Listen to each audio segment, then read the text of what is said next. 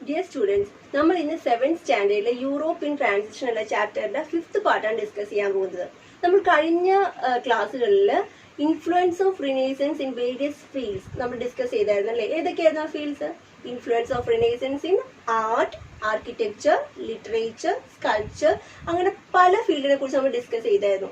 ഇന്ന് നമ്മൾ ഡിസ്കസ് ചെയ്യാൻ പോകുന്നത് ഇൻഫ്ലുവൻസ് ഓഫ് റിനേസൻസ് ഇൻ റിലീജിയനിൽ, മതത്തില് റിനേസൻസ് എന്തൊക്കെ മാറ്റങ്ങൾ കൊണ്ടുവന്നു എന്നാണ് നമ്മൾ ഡിസ്കസ് ചെയ്യാൻ പോകുന്നത് അല്ലേ? നമുക്കറിയാം റിനേസൻസ് എന്താണെന്ന് നമ്മൾ ഓൾറെഡി ഡിസ്കസ് ചെയ്തു.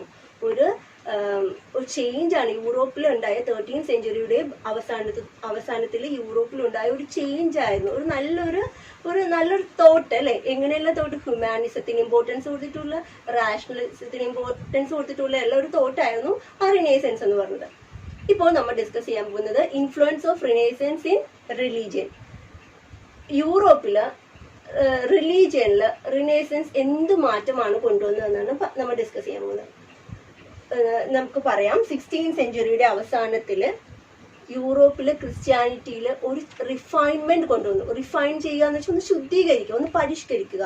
16th സെഞ്ചുറിയുടെ അവസാനത്തില് യൂറോപ്പിലെ ക്രിസ്ത്യാനിറ്റിയില് ഒരു റിഫൈൻമെന്റ് അന്ന് വരെ ഉണ്ടായിരുന്നു. അന്ന് വരെ അവർ ആചരിച്ചിരുന്ന അന്ധവിശ്വാസങ്ങൾക്കും അനാചാരങ്ങൾക്കും ഒക്കെ ഒരു മാറ്റം കൊണ്ടുവന്ന് നമ്മൾ ഹ്യൂമാനിസത്തിൽ പറയുള്ള കൂടുതൽ മനുഷ്യർക്ക് ഇമ്പോർട്ടൻസ് കൊടുത്തിട്ടുള്ള ആ തോട്ടൊക്കെ ഉൾപ്പെടുത്തിയിട്ടുള്ള ക്രിസ്ത്യാനിറ്റിയിൽ അവർ ചേഞ്ച് കൊണ്ടുവന്നു. ആ ചേഞ്ചിനെയാണ് എന്ത് പറയുന്നത്? റിഫോർമേഷൻ.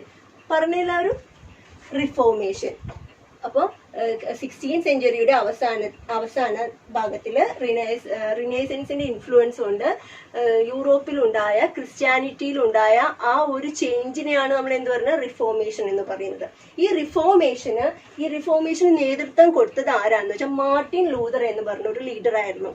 ആ ഒരു മതത്തില് ഒരു പരിഷ്കരണം കൊണ്ടുവന്നത് ആരായിരുന്നു? മാർട്ടിൻ ലൂതർ എന്ന് പറഞ്ഞൊരു ലീഡർ ആയിരുന്നു. അദ്ദേഹം ജർമ്മനിക്കാരനായിരുന്നു. അപ്പൊ നമുക്ക് ഈ റിഫോർമേഷൻ എന്താന്ന് പറയാം. The refinement underwent by the European Christianity during the 16th century. Refinement, പരിഷ്കരണം, underwent by the European Christianity. യൂറോപ്പിലുള്ള ക്രിസ്ത്യാനിറ്റിയിൽ ഉണ്ടായിരുന്ന ഒരു റിഫൈൻമെന്റിനെയാണ് എന്ത് പറയുന്നത്? റിഫോർമേഷൻ എന്ന് പറയുന്നത്. അപ്പൊ നമുക്ക് അതിന്റെ സ്ലൈഡ് ഒന്ന് നോക്കാം. Influence of renaissance in religion. The refinement എന്ന് വെച്ചാൽ മോഡിഫിക്കേഷൻ, പരിഷ്കരണം. The refinement underwent by the European Christianity in the 16th century is known as reformation. ഇപ്പോൾ റിഫോർമേഷൻ എന്ന് വെച്ചാൽ എന്താണ്? Refinement underwent by the European Christianity in the 16th century. അത് ആരാണ് lead ചെയ്തത്? Martin Luther. Martin Luther was the leader of this Reformation movement. Reformation movement was started in Germany. അപ്പോൾ റിഫോർമേഷനെ കുറിച്ച് 3 points നമ്മൾ മനസ്സിലാക്കി.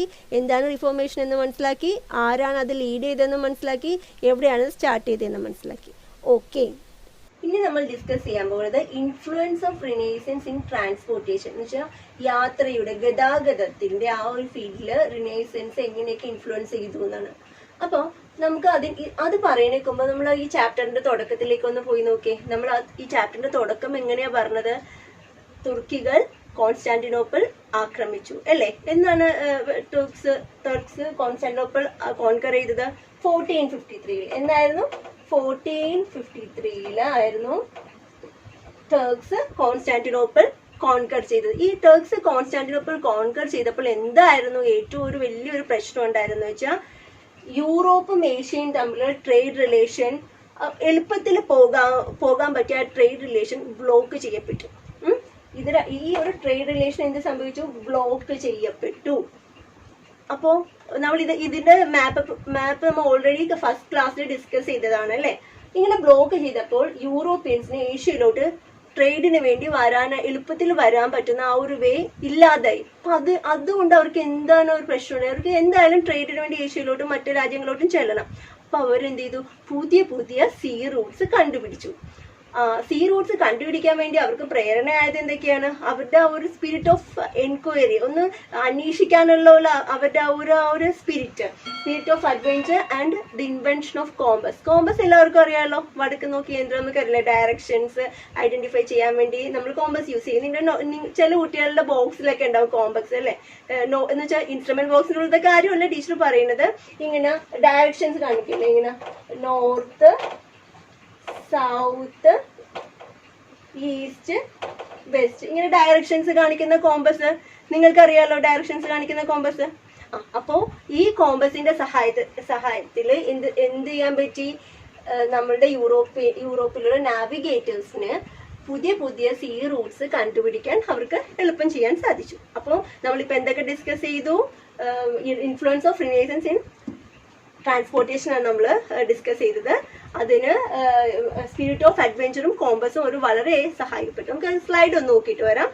എല്ലാവരും ഈ സ്ലൈഡ് ഒന്ന് നോക്കിയേ. ഇത് കണ്ടോ? തുർക്കികൾ കോൺസ്റ്റാന്റിനോപ്പിൾ ആക്രമിച്ചപ്പോൾ എളുപ്പത്തിൽ ഈ ഏഷ്യൻ കോണ്ടിനെന്റിൽ നിന്ന് യൂറോപ്പിലോട്ട് പോകാൻ പറ്റിയ ഏറ്റവും എളുപ്പമായ മാർഗമായിരുന്നു ഈ ഒരു വേ അല്ലേ. ആ വേ ആണ് ബ്ലോക്ക് ചെയ്തത്. അപ്പം അതിൻ്റെ ഭാഗമായിട്ട് അവർക്ക് പുതിയ പുതിയ സീ റൂട്ട്സ് ഇങ്ങനെ മറ്റ് മാർഗങ്ങളിലൂടെയൊക്കെ ഇന്ത്യയിലും മറ്റ് രാജ്യങ്ങളിലേക്കൊക്കെ എത്തേണ്ടതായിട്ട് വന്നു. അതിനുവേണ്ടി അവരെന്ത് ചെയ്തു? പുതിയ പുതിയ സീ റൂട്ട്സ് കണ്ടുപിടിച്ചു. അപ്പോൾ സീ റൂട്ട്സ് കണ്ടുപിടിക്കാൻ വേണ്ടി അവരെ ഹെൽപ്പ് ചെയ്തതാണ് കോമ്പസ്. ഇതാണ് ഞാൻ ടീച്ചർ നേരത്തെ പറഞ്ഞില്ലേ കോമ്പസ്. കോമ്പസ് നിങ്ങൾക്ക് എല്ലാവർക്കും അറിയാമെന്ന് വിശ്വസിക്കുന്നു. അപ്പോൾ with the spirit of adventure and with the help of compass they found new sea routes to Asia and other parts of the world. Okay, അടുത്തതായി നമ്മൾ റിനൈസൻസിൻ്റെ പീരിയഡിൽ ചില മെഷീൻസിൻ്റെ കണ്ടുപിടുത്തം വളരെ വലിയൊരു റെവല്യൂഷൻ തന്നെ ഉണ്ടാക്കി. അതിനെക്കുറിച്ചാണ് ഡിസ്കസ് ചെയ്യാൻ പോകുന്നത്. അത് ഏതൊക്കെ മെഷീൻസാണ്, ആ മെഷീൻസിൻ്റെ കണ്ടുപിടുത്തം എങ്ങനെയൊക്കെയാണ് ഈ റെവല്യൂഷൻ, ഒരു വിപ്ലവം ഉണ്ടാക്കിയത് എന്നാണ് നമ്മൾ ഡിസ്കസ് ചെയ്യാൻ പോകുന്നത്. നോക്കിയേ, ഈ ഒരു മെഷീൻ കണ്ടു. ഈ ഒരു മെഷീൻ്റെ പേരാണ് ദ സ്പിന്നിങ് ജെന്നി. എന്താണ്? The spinning Jenny. ഈ മെഷീൻ കണ്ടുപിടിച്ചത് 1764-65 ആ കാലഘട്ടത്തിലായിരുന്നു. ഇത് കണ്ടുപിടിച്ചത് ജെയിംസ് ഹർഗ്രീവ്സ് എന്ന് പറഞ്ഞ ഒരു ഇംഗ്ലണ്ടിലെ ഒരു ഫേമസ് പേഴ്സണാലിറ്റിയാണ് ഇത് കണ്ടുപിടിച്ചത്. ഈ ഒരു മെഷീൻ്റെ കണ്ടുപിടുത്തം എങ്ങനെ ഹെൽപ്പ് ചെയ്തു, എന്താണ് ഇതിൻ്റെ ഹെൽപ്പ് എന്ന് ഞാൻ ടീച്ചർ പറഞ്ഞുതരാം. The device reduce the amount of work needed to produce cloth. തുണി ഉണ്ടാക്കാൻ നെയ്യാൻ വേണ്ടി നമുക്ക് വേണ്ട സമയം കുറയ്ക്കാൻ ഈ ഒരു മെഷീൻ്റെ ഇൻവെൻഷൻ സഹായിച്ചു. With a worker able to work 8 or more spools at once. ഒരു സമയത്ത് ഒരു നെയ്ത്ത് ഒരു 8 അതിൽ കൂടുതലോ നെയ്ത്ത് കുഴൽ ഉപയോഗിച്ച് ഒരു വർക്കറിനെ നെയ്യാനായിട്ട് സാധിച്ചു എന്നാണ്. എന്ന് വെച്ചാൽ പ്രൊഡക്ഷൻ ക്ലോത്ത് പ്രൊഡ്യൂസ് ചെയ്യുന്ന ആ ഒരു പ്രൊഡക്ഷൻ ക്വാണ്ടിറ്റി കൂട്ടാൻ സാധിച്ചു. തുണി ഉൽപ്പാദിപ്പിക്കാൻ ഉള്ള ആ ഒരു കപ്പാസിറ്റി ഈ ഒരു മെഷീൻ്റെ കണ്ടുപിടുത്തത്തോടുകൂടി സാധിച്ചു, കൂടുതലായി എന്നാണ് പറഞ്ഞത്. അപ്പോൾ ഈ ഒരു മെഷീൻ്റെ പേരെന്താണ്? The spinning Jenny. ഇത് ആരാണ് കണ്ടുപിടിച്ചത്? James Hargreaves. ഇനി ഞാൻ അടുത്തൊരു മെഷീനെ പരിചയപ്പെടുത്തി തരാം. ഇതിൻ്റെ പേരാണ് ഫ്ലൈയിങ് ഷട്ടിൽ. പേരെന്താണ്? Flying shuttle. ജോൺ കെ എന്ന് പറഞ്ഞ ഒരു ആളാണ് ഇത് കണ്ടുപിടിച്ചത്. ഇതൊരു ഇംഗ്ലണ്ടുകാരനായിരുന്നു. അദ്ദേഹം 1733 കാലഘട്ടത്തിലാണ് ഈ ഒരു ഫ്ലൈയിങ് ഷട്ടിൽ ഇൻവെൻറ്റ് ചെയ്തത്. The flying shuttle was one of the key developments in industrialization of weaving. നെയ്യാൻ വേണ്ടി വളരെ വലിയ സഹായിച്ച ഒരു മെഷീൻ, മീൻസ് വീവിങ് എളുപ്പമാക്കാൻ വേണ്ടി സഹായിച്ച ഒരു മെഷീനായിരുന്നു ഈ flying shuttle. It allowed a single weaver to weave much wider fabrics. വളരെ വൈഡായിട്ടുള്ള ഫാബ്രിക്സ് എളുപ്പത്തിൽ വീവ് ചെയ്യാൻ ഒരൊറ്റ ആളെ കൊണ്ട്, ഒരൊറ്റ വീവറിന് തന്നെ ഒരു വലിയ വീതിയിലുള്ള ഒരു ഫാബ്രിക് എളുപ്പത്തിൽ വീവ് ചെയ്യാൻ സഹായിക്കാൻ പറ്റിയ രീതിയിലുള്ള ഒരു മെഷീനായിരുന്നു ഈ ഫ്ലൈയിങ് ഷട്ടിൽ. ഞാൻ മറ്റൊരു മെഷീൻ പരിചയപ്പെടുത്തി തരാം കേട്ടോ. സ്റ്റീം എഞ്ചിൻ എന്നാണ് ഈ മെഷീൻ്റെ പേര്. എന്താണ്? Steam engine. It was invented by James Watt. സ്കോട്ട്ലാൻഡുകാരനായിരുന്നു. 1776 അദ്ദേഹം ഈ ഒരു മെഷീൻ മോഡിഫൈ ചെയ്തത്. ന്യൂ കമൻസിൻ്റെ സ്റ്റീം എഞ്ചിൻ മോഡിഫൈ ചെയ്താണ് അദ്ദേഹം 1776 ഈ ഒരു മോഡൽ ഉണ്ടാക്കിയത്. ഈ ഒരു സ്റ്റീം എഞ്ചിൻ എങ്ങനെയാണ് വർക്ക് ചെയ്യുന്നതെന്ന് വെച്ചാൽ സ്റ്റീമിൽ നിന്നുണ്ടാവുന്ന ആ പവർ ഉപയോഗിച്ചിട്ടാണ് ഈ സ്റ്റീം എഞ്ചിൻ വർക്ക് ചെയ്യുന്നത്. ഈ സ്റ്റീം എഞ്ചിൻ്റെ സഹായത്തോടു കൂടി വലിയ വലിയ മെഷീൻസൊക്കെ ഫങ്ഷൻ ചെയ്യാൻ സാധിച്ചിരുന്നു. ഈ സ്റ്റീം എഞ്ചിൻ കണ്ടുപിടിക്കുന്നതിന് മുമ്പ് വാട്ടറിൻ്റെയും വിൻഡിൻ്റെയും പവർ ഉപയോഗിച്ചാണ് ഓരോ വലിയ മെഷീൻസും വർക്ക് ചെയ്തിരുന്നത്. പക്ഷെ അതിനെക്കാട്ടുമൊക്കെ എഫിഷ്യൻസി, അതിൻ്റെ കപ്പാസിറ്റി ഈ സ്റ്റീം എഞ്ചിൻ വന്നപ്പോൾ അവർക്ക് ഇമ്പ്രൂവ് ചെയ്യാൻ പറ്റി. കുറേ നന്നായിട്ട് ഉയർത്തി കൊണ്ടുവരാൻ സാധിച്ചു ഒരു മെഷീനിൻ്റെ വർക്കിംഗ് കപ്പാസിറ്റി ഈ സ്റ്റീം എഞ്ചിൻ്റെ സഹായത്തോടുകൂടി. ഇനി ഞാൻ മറ്റൊരു മെഷീൻ നിങ്ങൾക്ക് പരിചയപ്പെടുത്തി തരാം. ഇതിൻ്റെ പേരാണ് ലോക്കോമോട്ടീവ്. ഇത് ജോർജ് സ്റ്റീഫൻസൺ ആണ് ഈ ലോക്കോമോട്ടീവ് കണ്ടുപിടിച്ചത്. അദ്ദേഹം ഒരു ബ്രിട്ടീഷ് സിവിൽ എഞ്ചിനീയർ ആയിരുന്നു, ഒരു മെക്കാനിക്കൽ എഞ്ചിനീയർ ആയിരുന്നു. അദ്ദേഹത്തിനെ ഫാദർ ഓഫ് റെയിൽവേസ് എന്നും കൂടെ അറിയപ്പെട്ടിരുന്നു. ആരെയാണ് അറിയപ്പെട്ടിരുന്നത് father of railways? George Stephenson. ഇദ്ദേഹത്തിൻ്റെ കണ്ടുപിടുത്തം എന്തായിരുന്നു? ലോക്കോമോട്ടീവ്. ഈ locomotive or engine is a rail transport vehicle that provides a motive power for a train. എന്ന് വെച്ചാൽ ഒരു ട്രെയിനിന് കൂടുതൽ നന്നായിട്ട് ഓടാൻ വേണ്ടി സഹായിക്കുന്ന രീതിയിലുള്ള ഒരു മെഷീനായിരുന്നു ഈ ലോക്കോമോട്ടീവ്. അപ്പോൾ നമ്മളിപ്പോൾ ചില പ്രധാനപ്പെട്ട മെഷീൻസിനെ കുറിച്ച് പറഞ്ഞായിരുന്നു അല്ലേ? ഈ റിനേസൻസിൻ്റെ കാലഘട്ടത്തിൽ കണ്ടുപിടിച്ച ചില പ്രധാനപ്പെട്ട മെഷീൻസിനെ കുറിച്ച് പറഞ്ഞായിരുന്നു. ഈ മെഷീൻസിൻ്റെ എല്ലാത്തിൻ്റെയും കണ്ടുപിടുത്തം എന്തിലേക്ക് നയിച്ചു എന്നറിയാവോ? ഇൻഡസ്ട്രിയൽ റെവല്യൂഷൻ, വ്യവസായ വിപ്ലവത്തിലേക്കാണ് നയിച്ചത്. ഇൻഡസ്ട്രിയൽ റെവല്യൂഷൻ എന്താണെന്ന് ടീച്ചർ പറഞ്ഞുതരാം, കേട്ടോ. The Renaissance in the field of science led to the invention of new machines, which brought about immense change in the field of production. The Renaissance in the field of science. സയൻസിൽ റിനേസൻസിൻ്റെ ആ influence എന്തിന് കാരണമാക്കി? Led to the invention of new machines, പുതിയ machines കണ്ടുപിടിക്കാൻ വേണ്ടി സാഹചര്യമൊരുക്കി. Renaissance സയൻസിൽ വന്നപ്പോൾ പുതിയ കുറേ മെഷീൻസ് കണ്ടുപിടിച്ചു. ആ കണ്ടുപിടുത്തം എന്തിന് സഹായിച്ചു? Which brought about immense change in the field of പ്രൊഡക്ഷനിൽ ഉൽപ്പാദനത്തിൽ വളരെ വലിയൊരു ചേഞ്ച് ഉണ്ടാക്കി. എങ്ങനെയുള്ള ചേഞ്ചാണ് ഉണ്ടാക്കിയെന്നാണ് ഇനി പറയാൻ പോകുന്നത്. Production increased while the cost of production decrease. ഉൽപ്പാദനം കൂടി, പക്ഷേ ഉൽപ്പാദിപ്പിക്കാനുള്ള ആ ചെലവോ കോസ്റ്റ് ഓഫ് പ്രൊഡക്ഷനോ കുറഞ്ഞു. Such changes in the field of production assured in the industrial revolution. അങ്ങനെയുള്ള ഒരു ചേഞ്ച് ഇൻഡസ്ട്രിയൽ റെവല്യൂഷന് വഴിയൊരുക്കി. എങ്ങനെയുള്ള ചേഞ്ച്? പ്രൊഡക്ഷൻ കൂടുകയും കോസ്റ്റ് ഓഫ് പ്രൊഡക്ഷൻ കുറയുകയും ചെയ്ത ആ ഒരു ഫീൽഡ്, ആ ഒരു രീതി ഇൻഡസ്ട്രിയൽ റെവല്യൂഷന് വഴിയൊരുക്കി. ഈ ഒരു ഇൻഡസ്ട്രിയൽ റെവല്യൂഷൻ എവിടെയാണ് ഉണ്ടായത്? ഇംഗ്ലണ്ടിലാണ് ഉണ്ടായത്. അപ്പോൾ ഇൻഡസ്ട്രിയൽ റെവല്യൂഷൻ എന്താണെന്ന് മനസ്സിലായല്ലോ. സയൻസ് ഡെവലപ്പ് ചെയ്തപ്പോൾ പുതിയ കുറേ മെഷീൻസ് ഉണ്ടാക്കി, ഇൻവെൻറ്റ് ചെയ്തു. ആ മെഷീൻസിൻ്റെ സഹായത്തോടുകൂടി എന്ത് സംഭവിച്ചു? ഓരോരോ പ്രൊഡക്ഷൻ ചെയ്യാൻ തുടങ്ങി. അപ്പോൾ മെഷീൻസിൻ്റെ സഹായത്തോടുകൂടി പ്രൊഡക്ഷൻ ചെയ്യാൻ തുടങ്ങിയപ്പോൾ പ്രൊഡക്ഷൻ അങ്ങോട്ട് കൂടി, പക്ഷേ കോസ്റ്റ് ഓഫ് പ്രൊഡക്ഷൻ കുറഞ്ഞു. അങ്ങനെയുള്ള ഇത് എന്തിന് കാരണമായി? ഇൻഡസ്ട്രിയൽ റെവല്യൂഷന് കാരണമായി. ഇതെവിടെയാണ് ഉണ്ടായത്? ഇംഗ്ലണ്ടിലാണ്. ഞാൻ നിങ്ങൾക്ക് ഈ ഒരു സെൻറ്റൻസ് ഒന്ന് എക്സ്പ്ലെയിൻ ചെയ്യാതെ, production increase while the cost of production decrease എന്ന് വെച്ചാൽ ആ ഒരു ടേം ഞാൻ നിങ്ങൾക്ക് ഒന്ന് എക്സ്പ്ലെയിൻ ചെയ്യാം. ഒന്ന് എല്ലാവരും ഒന്ന് നോക്കി. ടീച്ചർ ഒരു ചെറിയ വീഡിയോ അതിനുവേണ്ടി തയ്യാറാക്കിയിട്ടുണ്ട്. ഇൻഡസ്ട്രിയൽ റെവല്യൂഷനെ കുറിച്ച് നമ്മൾ ഡിസ്കസ് ചെയ്തു അല്ലേ? അപ്പോൾ നമ്മൾ അതിന്റെ ഡെഫിനിഷൻ പറഞ്ഞപ്പോൾ നമ്മൾ ഒരു കാര്യം പറഞ്ഞായിരുന്നു. മെഷീൻസിന്റെ മെഷീൻസ് കണ്ടുപിടിച്ചപ്പോൾ ഒരു വലിയൊരു സംഭവം നമ്മുടെ ഇൻഡസ്ട്രീസിന് ഗുണകരമായിട്ട് വന്നു. എന്താണെന്ന് വെച്ചാൽ പ്രൊഡക്ഷൻ ഇൻക്രീസ് ചെയ്യാൻ പറ്റി, കോസ്റ്റ് ഓഫ് പ്രൊഡക്ഷൻ ഡിക്രീസ് ചെയ്യാനും പറ്റി. പ്രൊഡക്ഷൻ ഇൻക്രീസ് ചെയ്യാനും പറ്റി, കോസ്റ്റ് ഓഫ് പ്രൊഡക്ഷൻ ഡിക്രീസ് ചെയ്യാൻ പറ്റി. പ്രൊഡക്ഷൻ എന്ന് വെച്ചാൽ ഉൽപ്പാദനം, അത് ഇൻക്രീസ് ചെയ്യാനും പറ്റി, കോസ്റ്റ് ഓഫ് പ്രൊഡക്ഷൻ ഡിക്രീസ് ചെയ്യാൻ പറ്റി. അപ്പൊ അതെന്താന്ന് ചില ആൾക്കാർക്ക് ഒരു ചെറിയ കൺഫ്യൂഷൻ ഉണ്ട്. ടീച്ചർ കുഞ്ഞ് എക്സാമ്പിൾ പറയാം, മനസ്സിലാക്കാൻ പറ്റുമോ എന്ന് ശ്രമിച്ചു നോക്കണം കേട്ടോ. ഇപ്പൊ ടീച്ചർ ഒരു ബിസിനസ് തുടങ്ങാൻ തീരുമാനിച്ചു. ഞാൻ ഫ്രോക്സ് ഉണ്ടാക്കി. ഫ്രോക്സ് അറിയാലോ, നിങ്ങളുടെ ഉടുക്കുന്ന ഡ്രസ്സ് അല്ലെ, നല്ല ഉടുപ്പ്. ആ ഫ്രോക്സ് ഉണ്ടാക്കി വിൽക്കാൻ ഞാൻ തീരുമാനിച്ചിരിക്കുകയാണ്. അപ്പൊ ഞാൻ വിചാരിച്ചു 100 ഫ്രോക്സ് ഉണ്ടാക്കണം, 100 ഉടുപ്പുകൾ ഉണ്ടാക്കണം. പക്ഷേ ടീച്ചറിന്റെ കയ്യിൽ എന്താ ഉള്ളത്? ടീച്ചറിന് സാധാരണ മെഷീൻ മാത്രമാണുള്ളത്, മോട്ടറൊന്നും ഇല്ലാത്ത സാധാരണ തയ്ക്കുന്ന സാധാരണ കാല് വെച്ച് ഇങ്ങനെ തയ്ക്കുന്ന സാധാരണ മെഷീനാണ് ടീച്ചറിന്റെ കയ്യിൽ. അപ്പൊ ടീച്ചർ 100 ഫ്രോക്സ് വേണം, എന്റെ കയ്യിലുള്ളത് സാധാരണ മെഷീനാണ്. ടീച്ചർ എന്ത് ചെയ്തു? ഒരാളെ തയ്ക്കാനിരുത്തി, ടീച്ചറിന് ഹെൽപ്പ് ചെയ്യാൻ വേണ്ടി ഒരാളെ തയ്ക്കാനിരുത്തി, ഒരു ലേബറിന് അത് തയ്ക്കാനിരുത്തി. അയാൾക്ക് ഒരു ദിവസം 400 റുപ്പീസ് ഞാൻ വേജ് ആയിട്ട് കൊടുക്കണം. അയാൾ വൈകുന്നേരം ജോലിയും കഴിഞ്ഞ് പോകുമ്പോൾ ഞാൻ എത്ര രൂപ കൊടുക്കണം? 400 രൂപ അയാൾക്ക് ഞാൻ വേജ് ആയി കൊടുക്കണം. അപ്പോ 100 ഫ്രോക്സ് അയാൾ തയ്ക്കണമെങ്കിൽ ഒരു ദിവസം അയാൾ ഒരു ഫ്രോക്കേ തയ്ക്കുള്ളൂ. ആ ഒരു ഫ്രോക്ക് തയ്ച്ചാണെങ്കിൽ ടീച്ചർ അയാൾക്ക് 400 രൂപ കൊടുക്കണം. അപ്പൊ അയാൾ 100 ഫ്രോക്ക് തയ്ക്കണമെങ്കിൽ എത്ര ദിവസം അയാൾ എടുക്കും? 100 ദിവസം എടുക്കുമല്ലേ 100 ഫ്രോക്ക് തയ്ക്കാൻ വേണ്ടി.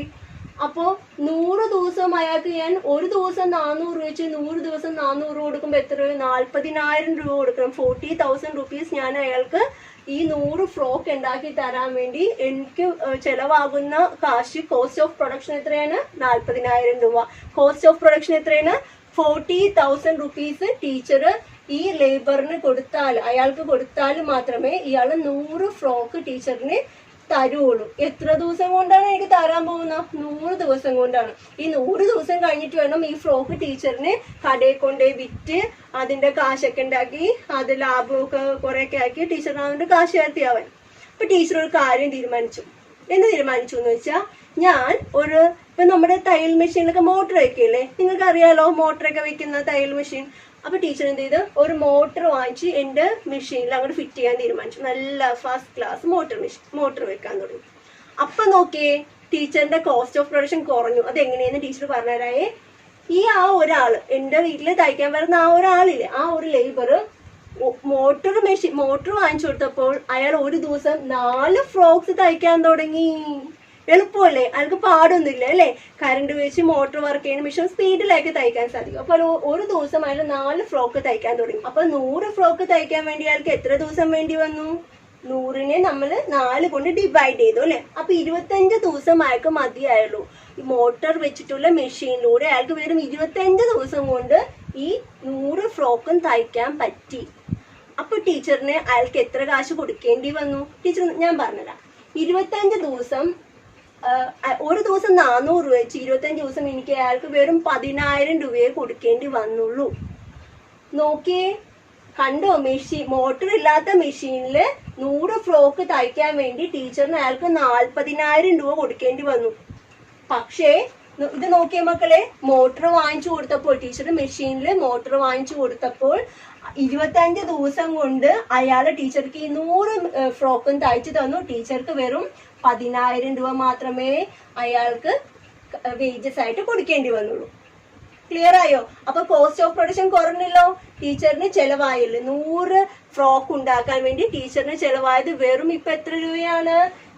ലേബർ ചാർജ് 10,000 രൂപയെ പോയുള്ളൂ. പിന്നെ ഫ്രോക്ക് വാങ്ങിക്കുന്ന തുണിയുടെ കാശ് അത്രേ ഉള്ളൂ. അപ്പൊ മെഷീൻ ഉപയോഗിച്ച് തയ്ച്ചതാണോ ടീച്ചറിന് ലാഭം? മെഷീൻ ഇല്ലാതെ തയ്ച്ചതാണോ ലാഭം? മെഷീൻ വാങ്ങിച്ചിട്ട് ഡ്രസ് ഉണ്ടാക്കിയതാണോ ലാഭം? മെഷീന്റെ സഹായത്തോടു കൂടി ഡ്രസ് ഉണ്ടാക്കിയതല്ലേ ലാഭം? അപ്പൊ നിങ്ങൾക്ക് ഇത് മനസ്സിലായാലും പ്രൊഡക്ഷൻ ഇൻക്രീസ് ചെയ്യണം, കോസ്റ്റ് ഓഫ് പ്രൊഡക്ഷൻ ഡിക്രീസ് ചെയ്യുക എന്ന ടേം എന്താണെന്ന് മനസ്സിലായോ? ഇനി നമുക്കൊന്നും കൂടി സ്ലൈഡ് ചെക്ക് ചെയ്യാം. അപ്പൊ നിങ്ങൾക്ക് അത് കുറച്ചും കൂടി ക്ലിയർ ആവും. നോക്കാം. ടീച്ചർ പറഞ്ഞ എക്സാമ്പിൾ എല്ലാവർക്കും മനസ്സിലായെന്ന് വിചാരിക്കുന്നു. ഒന്നും കൂടി ഡെഫിനിഷൻ വായിക്കാം.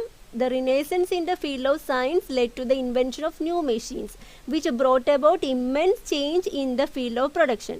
Consequently, production increased while the cost of production decreased. Such changes in the field of production ushered in Industrial Revolution. അപ്പോൾ നിങ്ങൾ ഈ ഇൻഡസ്ട്രിയൽ റെവല്യൂഷൻ എന്ന് പറഞ്ഞാൽ ഈ ഒരു ഡെഫിനേഷൻ, ഇതിൻ്റെ ഈ ഒരു പോയിന്റ്സ് ഒന്ന് ബൈ ഹാർട്ട് ചെയ്യാൻ ശ്രമിക്കണേ. അത് നമുക്ക് വളരെ ഇമ്പോർട്ടൻ്റ് ആണ്. കാര്യം നിങ്ങൾക്ക് മനസ്സിലായെന്ന് വിചാരിക്കണം. ഒന്നുമില്ല, റിനേസൻസിൻ്റെ കാലഘട്ടത്തിൽ സയൻസ് നന്നായിട്ട് ഡെവലപ്പ് ചെയ്തു. സയൻസ് ഡെവലപ്പ് ചെയ്തപ്പോൾ എന്ത് സംഭവിച്ചു? പുതിയ പുതിയ മെഷീൻസ് കണ്ടുപിടിച്ചു. ആ പുതിയ മെഷീൻസിൻ്റെ സഹായത്തോടുകൂടി പ്രൊഡക്ഷൻ അങ്ങോട്ട് വർദ്ധിപ്പിച്ചു. പ്രൊഡക്ഷൻ എങ്ങനെ വർദ്ധിപ്പിക്കാൻ പറ്റി? നന്നായിട്ട് വർദ്ധിപ്പിക്കാൻ പറ്റി. അങ്ങനെ വർദ്ധിപ്പിച്ചപ്പോൾ ഒരു ഹെൽപ്പും കൂടി ഉണ്ടായി. കോസ്റ്റ് ഓഫ് പ്രൊഡക്ഷൻ അവർക്ക് കുറക്കാനും കൂടി സാധിച്ചു. കോസ്റ്റ് ഓഫ് പ്രൊഡക്ഷൻ ഡിക്രീസ് ചെയ്യാൻ സാധിച്ചു. എങ്ങനെയാണ് ഡിക്രീസ് ചെയ്യാൻ പറ്റിയത്? ന്യൂ മെഷീൻസിൻ്റെ ഇൻവെൻഷനോടുകൂടി, സഹായത്തോടുകൂടി. അങ്ങനെ വന്നപ്പോൾ ഇൻഡസ്ട്രീസ് അങ്ങനെ ഡെവലപ്പ് ചെയ്തു. യൂറോപ്പിലൊരു വലിയൊരു ഒരു ഉയർച്ചയുണ്ടായി. ഇൻഡസ്ട്രി എന്ന് വെച്ചാൽ വ്യവസായത്തിൽ ഒരു വലിയൊരു ഉയർച്ചയുണ്ടായി. അങ്ങനെയുള്ള ആ ഉയർച്ചയാണ് ഇൻഡസ്ട്രിയൽ റെവല്യൂഷൻ എന്ന് പറയുന്നത്. എവിടെയാണ് സ്റ്റാർട്ട് ചെയ്തത്? ഇംഗ്ലണ്ടിലാണ് സ്റ്റാർട്ട് ചെയ്തത്. ഓക്കെ, നമുക്കിതൊന്ന് സമ്മറൈസ് ചെയ്യാതെ ഇന്നത്തെ ക്ലാസ് ഒന്ന് സമ്മറൈസ് ചെയ്യാം. Inventions during the industrial revolution and the scientist who invented those machines. Flying shuttle ആരാണ് ഇൻവെന്റ് ചെയ്തത്? John Kay. Spinning jenny, James Hargreaves. Steam engine, James Watt. Locomotive, George Stephenson. ഒന്നുകൂടി, flying shuttle John Kay, spinning jenny James Hargreaves, steam engine James Watt, locomotive George Stephenson. നമ്മളുടെ European transition എന്ന് പറഞ്ഞ first chapter ഏകദേശം ഇവിടെ എല്ലാം cover ചെയ്തിരിക്കുകയാണ്. Okay, notes എല്ലാവരും നിങ്ങൾ ഈ ഒരു ടേബിൾ നിങ്ങൾ നോട്ട്ബുക്കിലോട്ട് എഴുതിയെടുക്കുക. എന്തെങ്കിലും സംശയം ഉണ്ടെങ്കിൽ ടീച്ചറെ കോൺടാക്ട് ചെയ്യുക. ഓക്കെ.